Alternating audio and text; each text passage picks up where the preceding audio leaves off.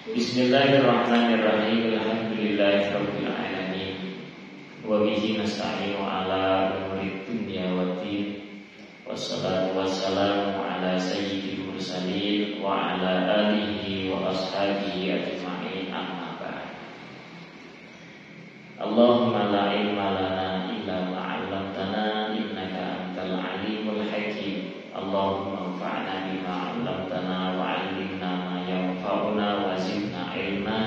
Allahumma arinal haqqa haqqan warzuqna ittiba'ah wa arinal batila batilan warzuqna ijtinabah waj'alna mimman yastami'una al-qawla fayattabi'una ahsanah wa adkhilna bi rahmatika fi ibadika salihin, amin. Hadirin wal hadirat, Bapak Ibu jamaah Masjid As-Siddiqiyah rahimakumullah. Malam ini kita sampai pembahasan rukun haji umrah yang keempat, yaitu sa'i. Apa itu sa'i? Sa'i adalah an yas'a sab'a marratin baina jabalai Safa wal Marwah. Sa'i itu adalah kita hendaknya berlari-lari kecil antara gunung Safa dan gunung Marwah. Landasannya, dasarnya adalah firman Allah Subhanahu wa ta'ala, innas Safa wal Marwata min sya'airillah. Sesungguhnya Safa dan Marwah itu adalah termasuk syiar Allah. Maka faman hajjal baita, barang siapa yang haji ke Baitullahil Haram, awi'tamara, atau dia berumrah, fala junaha alaihi an yattawafa bihima. Tidak ada salah baginya untuk bertawaf di antara Safa dan Marwah. Maksudnya tawaf itu bolak-balik. Dan karena hadis Rasul sallallahu alaihi wa alihi wasallam, ya ayyuhan nas is'au, wahai orang-orang, bersailah kalian, fa inna sa'ya qad kutiba alaikum, karena sesungguhnya sa'i itu telah diwajibkan ke atas kalian. Dari dalil Al-Quran, dalil As-Sunnah ini membuat menjadikan sa'i sebagai rukun haji dan umrah. Orang yang haji yang umrah tidak melakukan sa'i, maka haji umrahnya tidak sah, karena termasuk rukun. Nah, syarat sa'i ada berapa? Ada 6. Syarat sa'i ada 6, harus terpenuhi. Jika salah satu syarat tidak terpenuhi, maka sa'inya tidak sah. Apa itu 6? 1, an yabda'a fi kulli witrin bis-Safa. Orang ketika jalan hitungan ganjil harus mulai dari Safa. Ya, ganjil itu dari Safa 1, 3, 5 dan 7. Itu mulainya dari Safa. Kemudian semua yang genap dimulai dari Marwah 2, 4 dan 6. Kemudian yang ketiga syaratnya adalah dia ketika sa'i harus 7 kali. Dari Safa ke Marwah dihitung 1. Kembali lagi dari Marwah ke Safa dihitung 2. Ya, jadi bukan Safa Marwah Safa hitungan 1, tidak. Ya, Safa Marwah 1, Marwah ke Safa hitungan 2. Yang keempat, syaratnya an yakuna ba'da tawafin sahih. Sa'inya kita baik haji atau umrah itu dilakukan setelah tawaf yang sah. Berarti tidak harus setelah tawaf ifadah. Boleh juga setelah tawaf qudum. Apa tawaf qudum? Bapak Ibu masuk ke Masjidil Haram, kan sunnah tawaf. Tawaf kedatangan, ya, tahiyatul masjidnya Masjidil Haram itu dengan tawaf. Nah, setelah tawaf, Bapak Ibu pengen sekalian sa'i, maka boleh. Sa'i dulu, nanti setelah sa'i istirahat di hotel, tidur tengah malam, kemudian kita mau tawaf ifadah, boleh. Yang penting sa'i itu letaknya dilakukannya setelah tawaf. Tawafnya itu sah, maka boleh dan sah. Tidak harus tawaf ifadah, tidak harus tawaf qudum.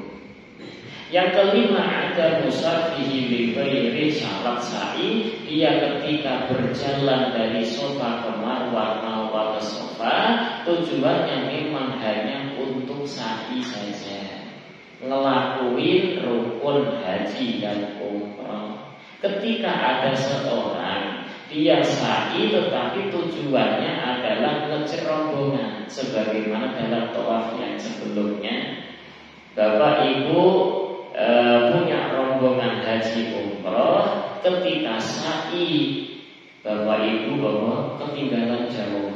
Rombongan saya mana gitu. Dilihat-lihat ketahuan tuh di depan sono jauh. Akhirnya Bapak Ibu jalan maju ke depan itu tujuan satu-satunya adalah ngejar rombongan karena khawatir ketinggalan, takut hilang. Ya, maka ketika Bapak Ibu jalan dari Safa ke Marwah, Marwah ke Safa, tujuannya hanya ngejar rombongan saja, atau ketinggalan suami, ketinggalan istri, akhirnya jalan ke depan itu hanya mencari suami istri saja, sa'inya tidak sah. Karena apa? Niatnya tidak untuk sa'i. Ngejar rombongan boleh nggak diniatkan? Ya boleh, tetapi sa'i harus tetap ada, gitu ya. Ya Allah, saya niat untuk melakukan sa'i ini plus mau ngejar rombongan, gitu. Ya, itu yang diperbolehkan. Jadi niat untuk sa'inya jalannya itu tidak dipalingkan kepada selain sa'i. Dan yang keenam, ada mutakhir, tidak boleh menyimpang yang terlalu banyak. Zaman sekarang tidak tergambar karena sa'i sekarang sudah dibuatkan jalur sendiri. Safa ke Marwah ada jalurnya, Marwah ke Safa pun ada jalur sendiri. Zaman dulu kan tidak ada temboknya, jadi bisa nyimpang jauh dulu. Nah ini tidak sah kalau nyimpang jauh, ya. Nyimpang untuk minggir doang tidak masalah, untuk istirahat tidak apa-apa. Tapi kalau nyimpangnya terlalu jauh, itu menjadikan sa'inya tidak sah. 6 syarat harus terpenuhi. Kemudian waktu sa'i dari kapan sampai kapan? Waktu sa'i itu setelah kita melakukan tawaf, baik itu tawaf qudum atau tawaf ifadah. Sampai kapan? Tidak ada waktu batas akhir, tidak ada. Ya, kalau kita ngelakuin tawaf di hari Senin, kemudian kita mau sa'i seminggu setelah itu, boleh atau tidak? Boleh. Karena tidak ada batas waktu. Cuma kan kitanya yang repot. Seminggu pun harus berpakaian ihram. Mandi tidak boleh pakai sabun, tidak boleh pakai sampo, tidak boleh pakai parfum, wangian, ya kan, repot kita. Ya, jadi tidak ada batasan waktu akhir kapan kita sa'i. Jadi umpama toh ibu itu sedang haid kan boleh sa'i ya. Wanita haid boleh sa'i, yang tidak boleh cuma tawaf. Nah, tawaf itu pun gak ada batas akhir waktunya. Mau tawaf ifadah kapanpun diperbolehkan. Umpama hajian haid, tetaplah wukuf di tanah Arafah. Setelah wukuf di tanah Arafah, kelempar jumroh. Habis itu udah di hotel aja. Ya, sampai kapan? Sampai haidnya berhenti, kemudian baru boleh tawaf. Ya, setelah tawaf nanti sa'i. Nah, kemudian kesunahan sa'i. Kesunahan sa'i adalah naik ke bukit Safa dan Marwahnya. Zaman sekarang sudah tidak boleh naik karena di gundukan batunya sudah dia bayar, dikasih apa? Keangkeng, apa namanya? Udah pagar, dikasih pagar. Jadi kita udah nggak boleh masuk ke situ. Lah terus gimana? Yo nggak bisa. Kita nggak bisa melakukan kesunahan yang pertama, yaitu naik ke Bukit Sofa. Ya, terus yang kesunahan naik ke Bukit Sofa dan Marwah hanya laki-laki. Perempuan tidak ada kesunahan. Dzikru wa du'a fi kulli syautin. Kesunahan ketika sa'i adalah senantiasa berzikir dan berdoa di setiap langkah kita. Ya, zikir dan doa setiap langkah. Zikirnya zikir apa? Silakan Bapak Ibu yang hafalnya apa dibaca. Berdoa apa-apa saja, kebaikan dunia, kebaikan akhirat, semuanya diungkapkan, ya, dimintakan berdoa sebanyak-banyaknya. Apakah harus berbahasa Arab? Tidak. Kita bahasa Indonesia pun diperbolehkan. Itu hukumnya sunnah. Terus berdoa apakah harus doa yang warid dari Rasul yang hanya diajarkan oleh Rasul saja? Tidak. Bahkan kita doa ngarang sendiri pun boleh.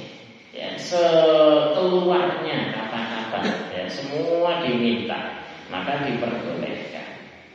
Yang ketiga kesunahan sa'i adalah al-masyu ala hayyinatin fi jami'i sa'yi.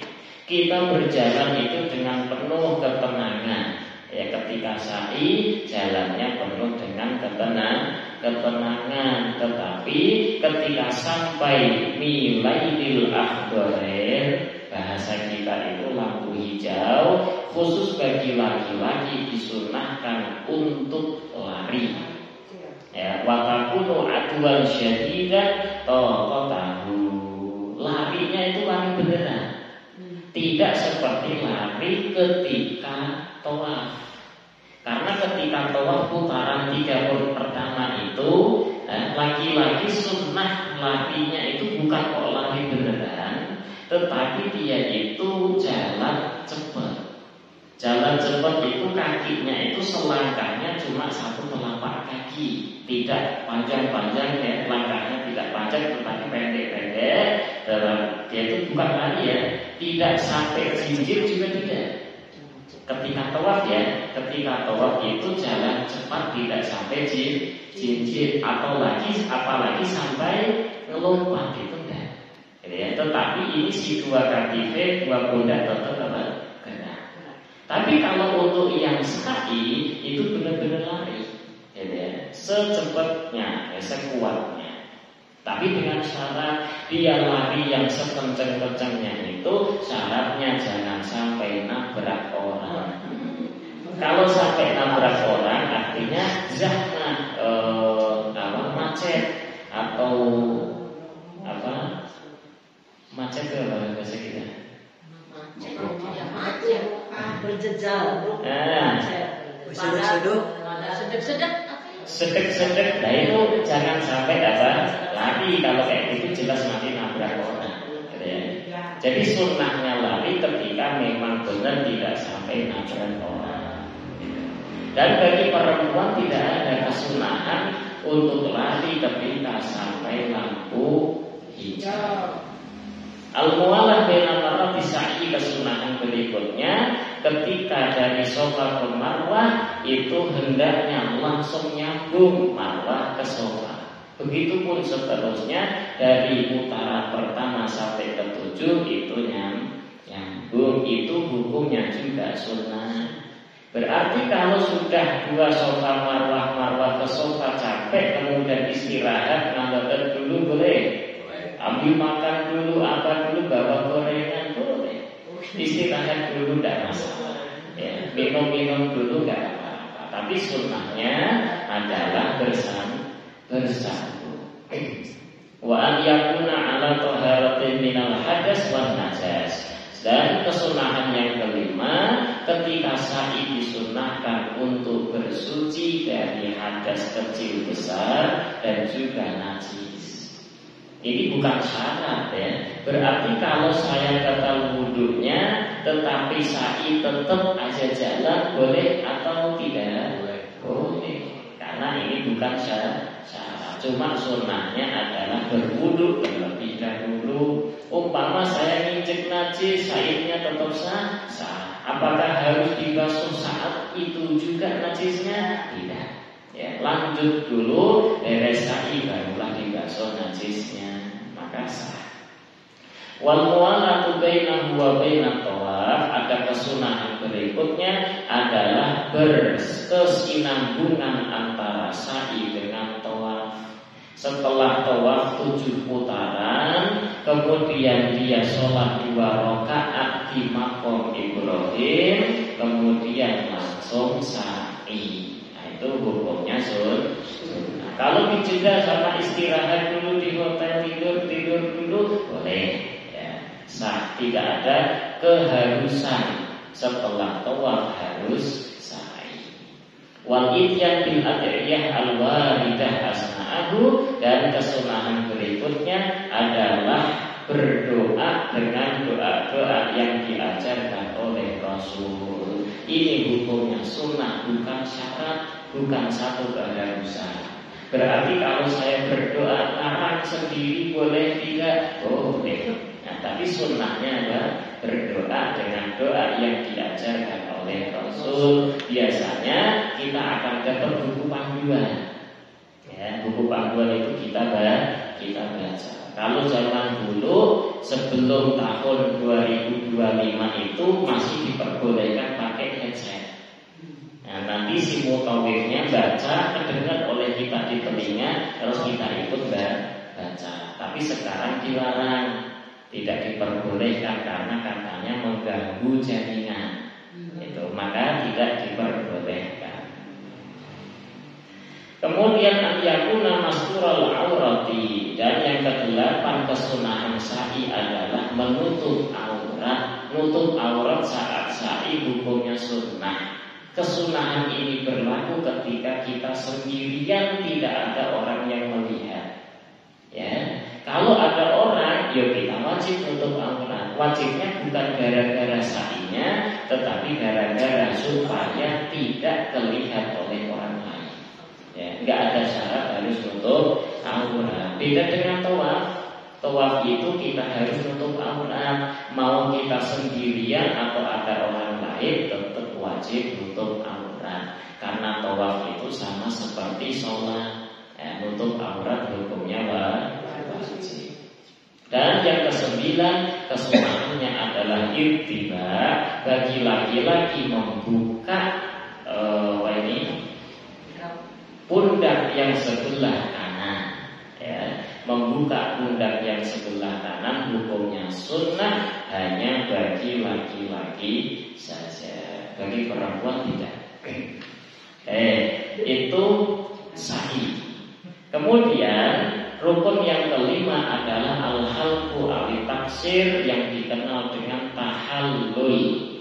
Tahallul itu bagaimana? Dengan menghilangkan minimal 3 rambut, ya, memotong, memendekkan, mengerok atau membakar. Yang penting 3 helai rambut hilang dari kita, itu sudah disebut tahallul. Ya. Apakah harus botak? Tidak. Harus pendek benar? Tidak juga. Yang penting 3 rambut dengan cara apapun, dipotongkah, dicabut, dibakar, maka sah, sudah disebut sebagai tahallul. Kemudian kesunahan di dalam tahallul adalah kalau orang haji itu diakhirkan setelah kita melempar jumrah Aqabah dan setelah nyembelih hewan kurban. Hadiah kalau di Masjidil Haram dinamai hadiah. Setelah kita melempar jumrah Aqabah dari Arafah, kemudian nyembelih hewan kurban, baru kita tahallul. Ya, itu hukumnya sunnah. Kemudian mulai dari sisi kanan, ini juga sunnah. Dan kesunahan potong rambut ini tidak hanya ketika tahallul. Saat kita potong rambut biasa, hari-hari biasa pun sunnahnya dari kanan dulu, baru kemudian yang kiri. Kesunahan lagi dalam tahallul adalah menghadap kiblat. Kemudian untuk laki-laki itu dihabiskan, dibotak. Al-halqu dibotak, untuk perempuan sunnahnya itu dipendekkan saja. Dan sunnahnya merata. Kalau yang sebelah kanan dipendekkan sepundak, yang sebelah kiri juga sama sepundak gitu. Jadi tidak hanya setengah saja sehingga itu pun hukumnya adalah sunnah. Kemudian doa. Lah terus kalau orang yang botak gimana? Dia nggak punya rambut sama sekali. Gimana cara tahallulnya?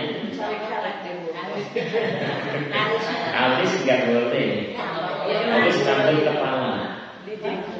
Harus rambut kepala. Alis nggak termasuk, jenggot nggak termasuk.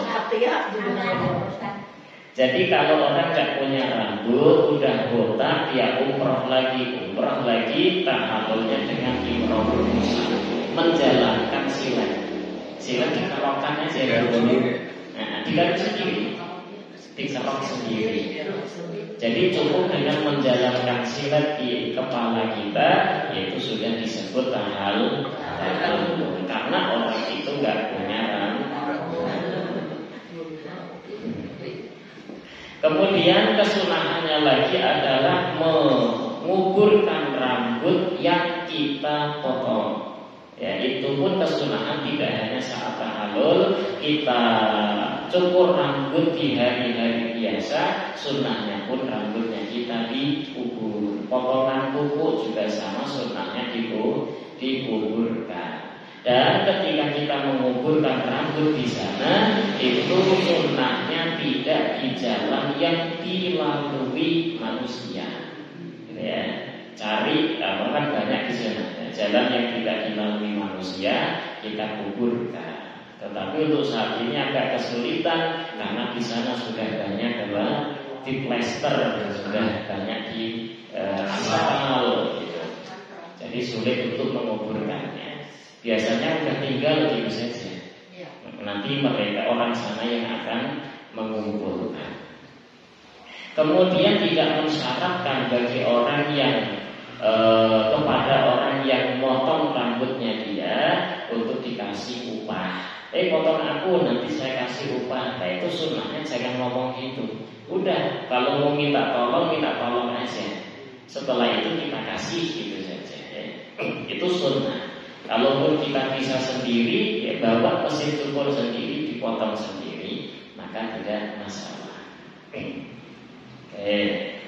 Kemudian yang terakhir adalah rukun ke-6, tartib baina mu'dhamil arkan. Kita berurutan di sebagian besar rukun. Apa itu? Yang pertama, kita harus mengedepankan, mendahulukan niat ihram daripada selainnya. Jadi niat ihram saat kita masuk dari tanah halal ke tanah haram itu harus di awal, di lebih depan, lebih dahulu daripada yang lain. Kalau Bapak Ibu sudah dari Indonesia ke tanah haram tujuannya untuk ihram umroh haji, tetapi masuk ke tanah haramnya, kalau bahasa sekarang mikot gitu, masuk mikot itu gak ada niat ihram haji atau umroh. Kemudian sampai lagi hotel kita, masuk ke tanah haram, di hotel baru niat ihram umroh haji. Dari situ kita harus bayar dan kita harus bayar dan kecuali kalau kita mau balik lagi ke mikot. Kita sudah terlanjur masuk ke hotel, ke tanah haram, kemudian kita naik taksi ke mikot dan kita niat ihram dari tanah halal. Barulah masuk ke tanah haram dalam keadaan ihram, maka tidak wajib bayar. Makanya Bapak Ibu yang ketika di pesawat disuruh untuk niat ihram itu karena di bawah itu sudah melewati mikot. Karena kalau tidak ikut di dalam pesawat, kita enggak niat ihram di dalam pesawat dan kita niat ihramnya itu di dalam tanah haram itu, kita harus bayar. Gitu ya.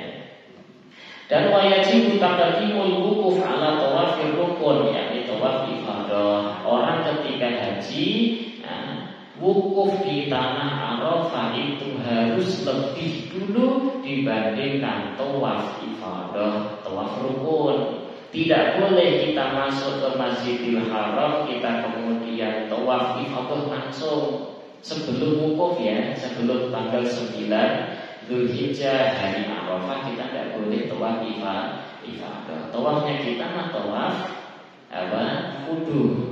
Ya, setelah tawaf wudu kita istirahat atau sa'i dulu boleh, istirahat di hotel, esok tanggal 9 Dzulhijjah zuhur berangkat ke Arafah. Beres dari Arafah baru boleh kita tawaf ifadah. Wa yajibu taqdimu tawafir rukni ala sa'i di dalam yas'aga tawafil qudum. Kemudian Bapak Ibu ketika masuk ke tanah haram itu melakukan tawaf qudum, tawaf kedatangan. Beres tawaf qudum Bapak Ibu istirahat di hotel. Ya. Esoknya tanggal 9 Dzulhijjah zuhur pergilah bertawaf kemana? Ke Arafah. Beres dari Arafah langsung sa'i. Makanya tidak boleh. Sa'i itu harus jatuh setelah tawaf rukun ketika tadi di awal kita tawaf qudum, setelahnya tidak langsung sa'i. Ya, jadi urut-urutannya yang biasa kita lakukan adalah kita tawaf qudum, kemudian istirahat, esoknya wukuf di tanah Arafah, kemudian kita melewati Jumrah Aqobah, balik ke Masjidil Haram untuk tawaf. Tawafnya tawaf ibadah, kemudian sa'i dan kemudian tahallul. Itu yang biasanya kita lakukan. Wa yajibu taqdimu wukuf alal halqi wa tafsir, dan kemudian kita ketika tahallul itu harus jatuhnya setelah wukuf. Sebelum kita wukuf tidak boleh kita tahallul. Ya. Wukuf harus lebih dulu baru kemudian kita tahallul. Nah itu rukun-rukun haji. Nah sedangkan rukun umrah berarti hanya meninggalkan wukuf. Kita masuk ke tanah haram dengan niat ihram umrah, kemudian masuk ke Masjidil Haram kita tawaf, tawaf rukun maknanya ibadah itu langsung. Kemudian setelah itu kita sa'i langsung tahallul dan beres. Ya, beres. Istirahat, oh nanti malam mau umrah lagi, balik lagi kemana? Ke Mikot. Ya, ambil Mikot lagi, niat ihram di sana, masuk ke tanah haram, langsung ke Masjidil Haram kita tawaf ibadah, kemudian sa'i, kemudian tahallul. Cukup itu aja. Umrah itu saja. Sekali umrah berapa jam? Umrah sekali umrah berapa jam? Enggak, tergantung lihat situasi kondisi. 4 jam? Enggak sampai. Dari Mikot. Ya kurang lebih. Mikot dari Mikot cepat. Enggak, dari Mikot sampai tahallul kira-kira. Umrohnya paling 2 jam. 2 jam beres. 2 jam beres. Sehari kita umroh 3 kali ya. Kan tergantung penuhnya kan. Kalau biasanya kalau malam lebih sepi biasanya kan. Nah sekarang ramai. Iya kalau misalnya malam itu kan. Sekarang ambil malam. Kebanyakan memang dari travel Indonesia ambil tengah malam. Dari Madinah ke Makkah itu pas di tengah malam langsung mereka ngambil mikot langsung dari busnya, kemudian tawaf, sa'i dan tahallul. Istirahat besok pagi-pagi barulah nanti ihram lagi, umrah lagi. Ya, rukunnya itu saja. Selain daripada itu namanya kewajiban. Nah, kewajiban haji dan umrah itu ketika kita tinggalkan maka haji umrah tetap sah. Tetapi kita harus membayar. Apa kewajiban-kewajiban haji? Ada 6. Kewajiban haji ada 6. Yang pertama, qaulul ihram minal miqat. Ketika kita ambil ihram, niat ihram untuk haji harus dari miqat. Sebelum kita melangkah ke tanah haram sudah dalam berpakaian ihram. Itu tadi kami sampaikan, ketika udah terlanjur masuk ke tanah haram belum niat mikot, belum niat ihram dari mikot itu, maka kita langsung niat di saat masih di dalam tanah haram. Maka sah haji kita, sah umrah kita, tetapi wajib membayar. Kalau pengen nggak kena dan bagaimana, balik ke mikot lagi. Ya, balik ke mikot lagi, baru kita niat ihram haji dan umrah. Al-mabit di Muzdalifah, termasuk kewajiban haji adalah menginap malam di tanah Muzdalifah. Itu pun hukumnya wajib. Kalau kita tidak nginep di sana, maka sah hajinya kita. Melempar jumrah Aqabah setelah dari Arafah, kita bertolak ke Mina untuk melempar jumrah Aqabah. Jumrah Aqabah itu jumrah yang paling besar. Di situ dilempar, itu pun hukumnya wajib. Kalaupun kita tidak melempar, sah hajinya kita. Ngelempar jumrah yang 3 di tanggal 11, tanggal 12 dan 13. Ayam tasyrik namanya. Hari tasyrik 11, 12, 13, setiap harinya kita melempar. Itu juga hukumnya wajib. Khusus untuk melempar jumrah ini boleh dibadalkan. Saya capek, tolong dong melemparin untuk saya ya. Kita nyuruh orang, itu boleh. Terus bayar nggak wajib kita bayar. Nggak bayar. Jadi batalkan orang lain untuk melempar jumrah di tanggal 11, 12, 13 itu diperbolehkan. Dan tidak bayarkan ya. Kita tidak bayarkan. Wal mabit di Mina, layali ayami tasyrik, nginep di Mina di malam 11, 12 dan 13. Di hari tasyrik ini kita wajibnya adalah nginep di Mina. Ya. Nginep berarti di malam hari. Berarti nanti di siangnya kita melancong kemana pun tidak masalah. Yang penting malam balik ke Mina.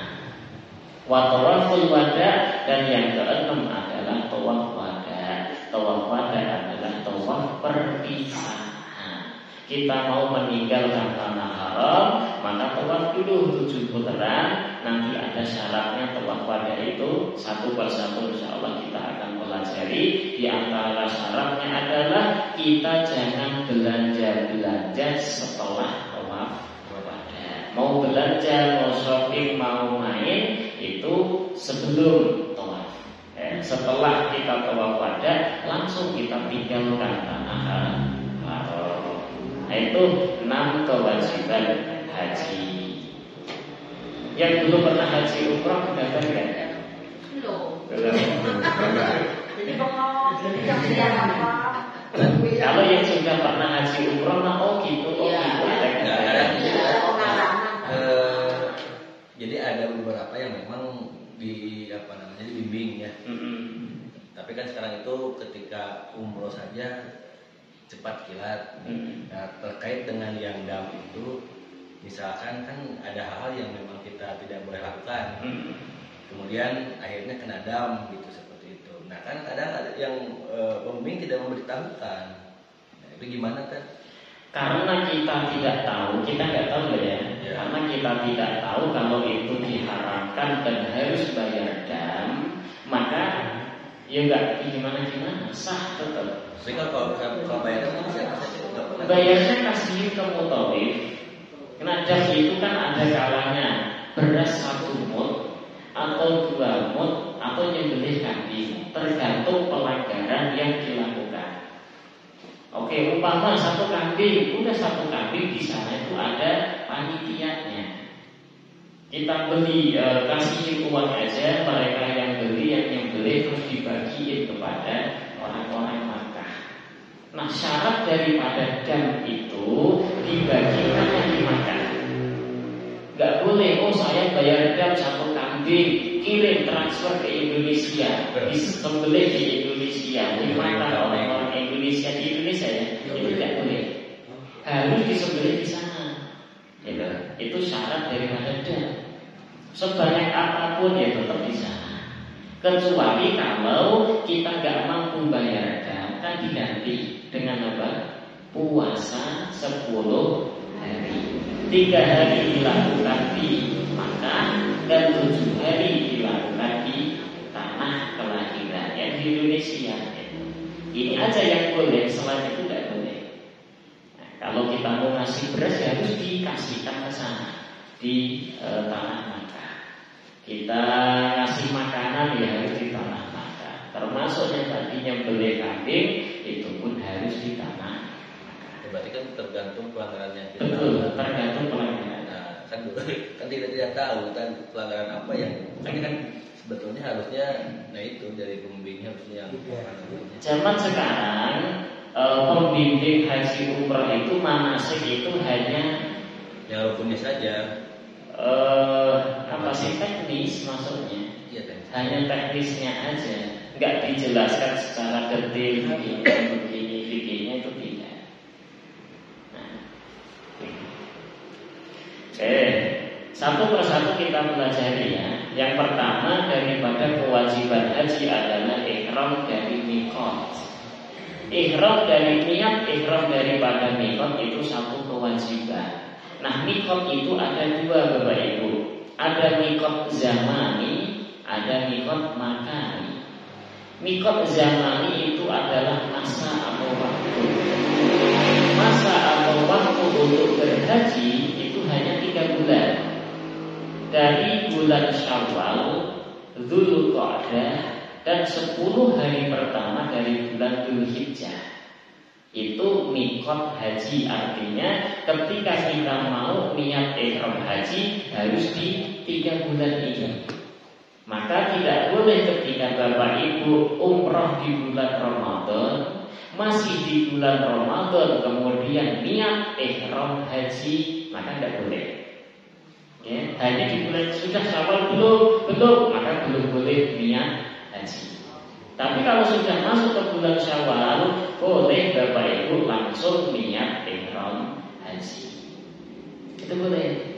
Oh, sampai sananya itu tanggal 8 Dzulhijjah hari Tarwiyah kan ada. Yang kloter terakhir itu malah sampai sana tanggal 9 Dzulhijjah. Mereka langsung diantar kemana? Ke tanah Arafah. Nah, maka niat saat itu juga itu sah. Ya. Jadi hanya 3 bulan ini saja, Syawal, Dzulqa'dah dan 10 hari pertama di bulan Dzulhijjah. Ini namanya miqat masa haji. Selain daripada 3 bulan ini tidak sah hajinya. Dan miqat untuk ihram umrah itu kapanpun, ya, kapan bebas. Mau di bulan Syawal boleh, mau di bulan Ramadan, Rajab, Sya'ban, Muharram pun boleh. Karena miqat untuk ihram umrah itu bebas. Setahun full boleh digunakan untuk umrah. Makanya umrah bisa berangkat kapan saja. Siap uangnya berangkat sekarang pun bisa. Tapi kalau haji enggak, harus di musim haji. Nah, itu namanya miqat zamani, ya, miqat masa atau waktu. Dan yang kedua ada namanya miqat makani. Miqat makani itu adalah tempat perbatasan antara tanah halal dengan tanah haram. Kenapa tanah Makkah disebut tanah haram? Karena kita tidak boleh berbuat sembarangan di sana. Maksud daripada sembarangan itu mencabut rumput liar, itu tidak boleh. Membunuh hewan buruan itu tidak boleh. Nah, ini banyak yang disalahpahami. Semut kita nggak boleh bunuh semut di sana. Kita digigit nyamuk nggak boleh dibunuh nyamuknya, gitu benar? Iya. Enggak. Ada syarat. Hewan yang dimaksud daripada membunuh hewan itu adalah hewan buruan. Nah, hewan buruan itu yang memiliki 3 kriteria. Ya, harus 3 ini. Kalau salah satunya hilang, maka boleh kita bunuh. Apa itu? Nih, nanti insya Allah ada. Yang dimaksud tidak boleh membunuh hewan buruan, satu adalah hewan yang halal dagingnya. Berarti berarti macan halal dagingnya enggak? Enggak. Kita buru, kita bunuh boleh? Boleh. Kita enggak kena dosa. Ada nyamuk gigit kita ceplek, kita bunuh boleh? Boleh, karena nyamuk tidak halal dagingnya. Tidak ada dagingnya. Jadi yang dimaksud hewan di sini adalah yang halal dagingnya. Dan yang kedua, harus hewan darat.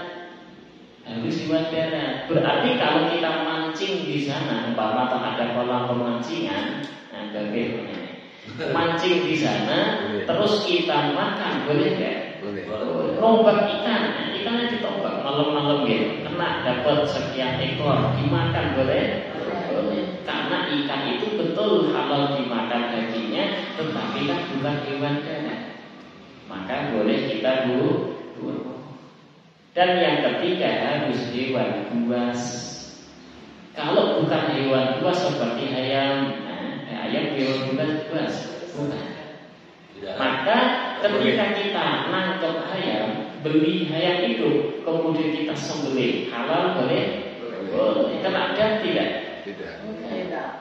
Jadi harus 3 syarat, 3 kriteria. Yang pertama hewan yang boleh dimakan dagingnya. Yang kedua dia itu harus hewan darat. Dan yang ketiga harus liar. Kita beli kambing hidup, kemudian kita sembelih, memburu gak namanya? Kena dan tidak. Yang dimaksud buru gambaran contohnya adalah ada burung onta. Burung onta di sana liar, kemudian kita buru, kita tembak, kita tangkap, sembelih. Nah itu kita kena dan. Itu. Dan terus dannya apa? Nanti kita gantinya 1 onta. Gantinya 1 onta. Jadi dan itu gak semua sama. Tergantung yang diperbuat itu apa. Kita memburu kelinci, di sana banyak kelinci liar, kelinci padang pasir. Kemudian kita tembak, kita buru, kita sembelih, kita makan. Memburu doang ya, gak memakan pun tetap kena dan nanti. Maka itu baru kena dan. Kelinci halal dagingnya, dia hewan liar dan dia darat, barulah ini kena dan. Ya, ada apa lagi? Kicak umpamanya. Kicak atau kicak? Rusa. Nah, kita melihat rusa liar tentunya, kemudian kita buru. Nah, di situ nanti kita kena dan. Rusa itu halal dagingnya, dia itu hewan darat dan hewan liar. Di situ kita harus membayar. Sedangkan hewan yang tidak memenuhi 3 kriteria ini, kita tidak wajib membayar dan tidak terkena hukum haram. Ya, maka ketika ada semut gigit kita bunuh tidak masalah. Ya. Lah terus kalau umpama ada semut jalan, kita iseng-iseng langsung dimatiin gitu, boleh nggak? Iseng-iseng matiin semut boleh nggak? Tidak. Enggak, kita di Indonesia nih iseng-iseng matiin semut tuh haram loh. Enggak iseng ya, iseng. Kecuali kalau gigit? Itu beda, itu bukan iseng kali itu. Kalau gigit mah boleh kita bunuh, ganggu boleh kita bunuh. Tapi kalau iseng-iseng, iseng kita pretelin 1 persatu kakinya, gitu, itu tidak boleh. Atau dibunuh, ya, iseng tadi, maka tidak diperbolehkan.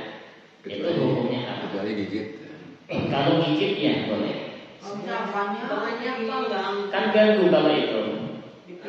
Nah, kalau itu ganggu maka boleh kita bunuh. Langsung pakai bacon boleh. Kalau mengganggu. Nah itu mengganggu pisang berarti ya.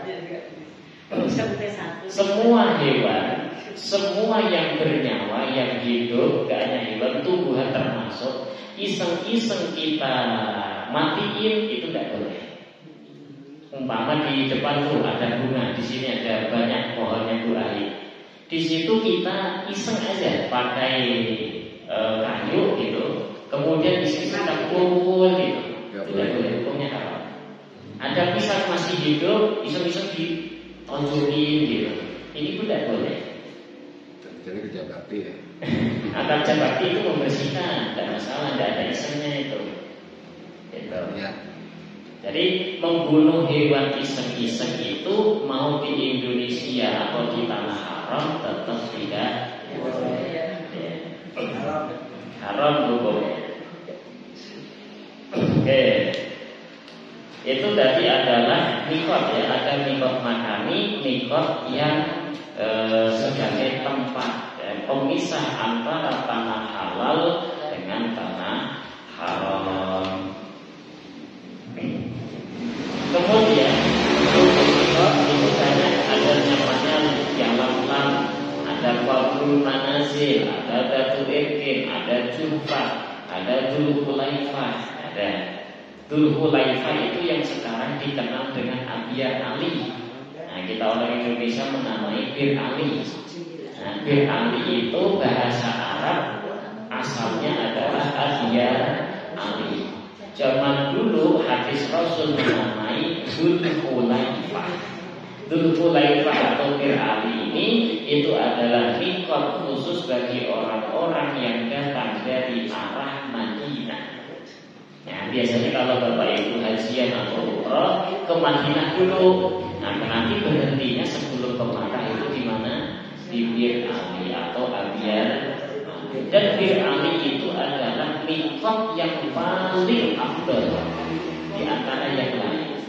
Ya, saya ulangi, Bir Ali adalah mikot yang paling afdal, paling utama daripada yang lain. Kenapa?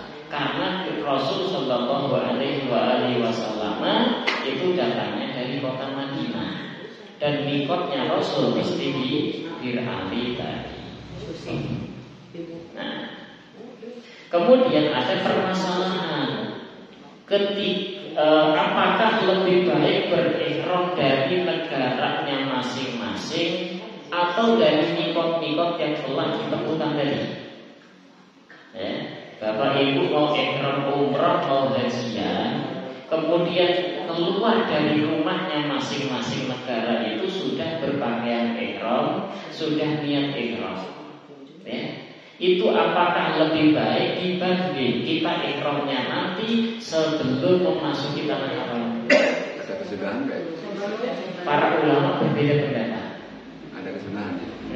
Berbeda pendapat. Yang pertama yakni pendapatnya Imam An-Nawawi. Imam An-Nawawi mengatakan al-afdal al-ihram minal miqat. Lebih afdal utamanya adalah berihram dari miqat. Mikot lama sampai dari Madinah belum ihram, dari Indonesia belum ihram, kita ke Madinah 3 hari di sana, jalan menuju kota Makkah sampai Bir Ali barulah berihram. Sampai yang kita di Bir Ali baru berihram. Itu lebih afdal, lebih utama menurut Imam Nawawi. Kenapa? Karena itu yang dicontohkan oleh Rasul.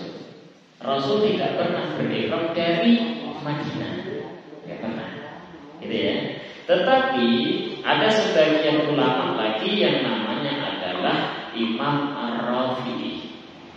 Menurut Imam Ar-Rafi'i lebih utamanya afdalnya adalah berihram dari negaranya masing-masing. Ya, buai berangkat haji lagi dari sini dari rumahku udah niat ihram haji. Langsung mari ihram. Ya, laki-laki langsung berpakaian ihram. Gitu. Dari rumah masing-masing. Kenapa Imam Rafi'i menyatakan ini yang lebih afdal? Dikarenakan pahalanya lebih besar. Dari mana lebih besarnya? Lebih lama ihramnya. Perjalanan dari Indonesia ke tanah Arab di Saudi umpamanya itu 12 jam. 12 jam beliau sudah ihram duluan. Gitu.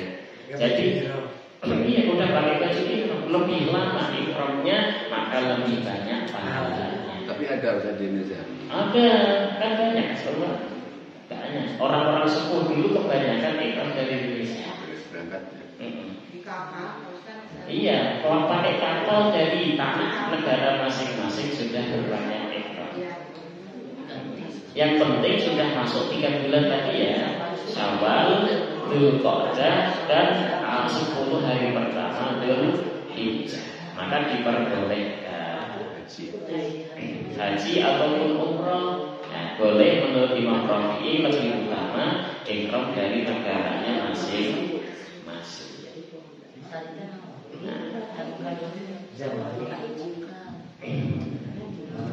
Ida jawazal miqat nasyan lil ihram, ketika ada orang yang dia itu terlanjur melewati miqat tapi lupa untuk niat ihram, apa yang harus dia lakukan? Yalzamuhu rujuk ilal miqat, harus wajib kembali lagi ke miqat untuk niat ihram. Kalau dia tidak mau kembali ke miqat, ya ihram dari tempat di mana dia berada, dari tanah haram, maka dia wajib terkena darah. Dia nanti harus membayar. Tuh namanya ada apa namanya tadi? Ihram, ya, berihram daripada mikotnya masing-masing. Insyaallah berikutnya kita akan membahas kewajiban haji yang baik, kemudian kesunahan dan keharaman ihram. Ini yang paling penting.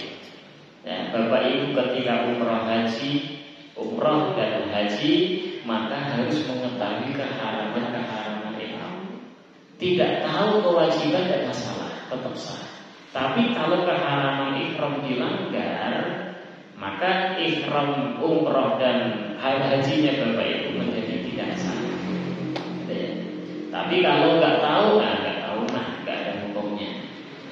Kalau tahu kemudian sengaja dia melanggar dan tidak membayar, nah itu bisa jadi nanti tidak sah haji umrahnya. Wallahu a'lam bishawab.